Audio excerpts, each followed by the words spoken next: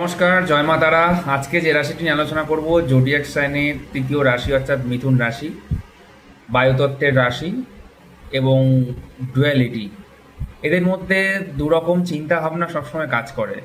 Confusion of the mind যাকে বলা যায়। কোনো কিছু এক চান্সে কোনো কিছু ডিসিশন নিয়ে উঠতে পারেন না, কিন্তু এদের কর্মদক্ষতা অনেকটাই বেশি থাকে। পার্সোনালিটি খুব ভালো হয়, মানুষের সাথে খুব টকেটিভ হয়। মানে নেগেটিভ কোনো কিছু এদের মধ্যে কাজ করছে বা নেগেটিভ নিয়ে ভাবছে, এটা তা নয়। যে জিনিসটা হয়ে গেছে সেটা হাওয়ায় উড়িয়ে দাও, এই নিয়েই তারা সবসময় চলতে থাকে। কিন্তু মিথুন রাশির রাশির অধিপতি তো মার্কারি, তো মার্কারি জাতক জাতিকাদের ক্ষেত্রে কি হয়, একটু টকেটিভ হয়ে থাকে, সকলের সাথে কমিউনিকেট করতে চায়।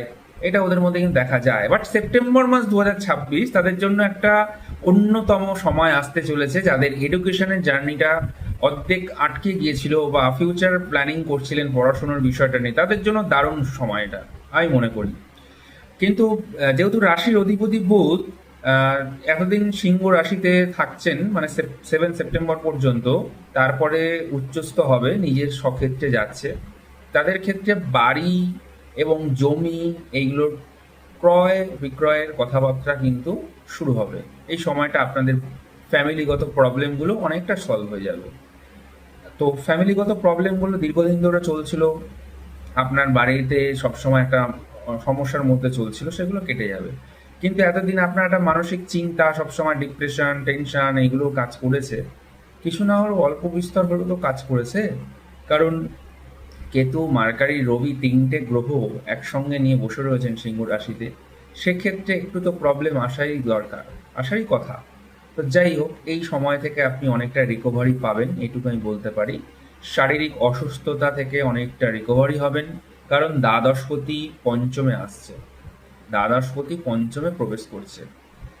তো শারীরিক অসুস্থতা থেকে একটু তো রিকভারি পাবেন, কারণ অনেকটা সমস্যা হচ্ছিল আপনাদের, কিছু করার ছিল না এই সময়টা। তো বেসিক্যালি ঠিকঠাক হবে, এটা আশা করি, আমি আশা রাখছি। আর সম্পর্কের দিক থেকে কোথাও গিয়ে হয়তো অ্যাডজাস্টমেন্ট হচ্ছে না, কোথাও গিয়ে আপনার সঙ্গে তার কথাবার্তার মধ্যে ম্যাচ করছে না, আপনি যেটা বলছেন তার বিরুদ্ধে বলছে। হয়তো সম্পর্কটা আগের মতন কিন্তু আর সেপ্টেম্বর মাসে এগোচ্ছে না। তাই আমি একটা কথাই বলতে চাই, সম্পর্কের জায়গা থেকে আপনি চেষ্টা করবেন এই সময়টা নিজেকে অ্যাডজাস্ট করে নিতে, তাহলে সম্পর্কটা হয়তো আপনাদের টিকে যেতে পারে। কর্মক্ষেত্রের জায়গা শুভ সময়, কর্মক্ষেত্রে উন্নতি আসবে, নাম যশ খ্যাতি অর্জন করতে পারবেন। কিন্তু বাধাবিঘ্ন আসবে, কারণ শনি এখন রেট্রোগেট রয়েছে। ভালো হবে। জয় মাতা।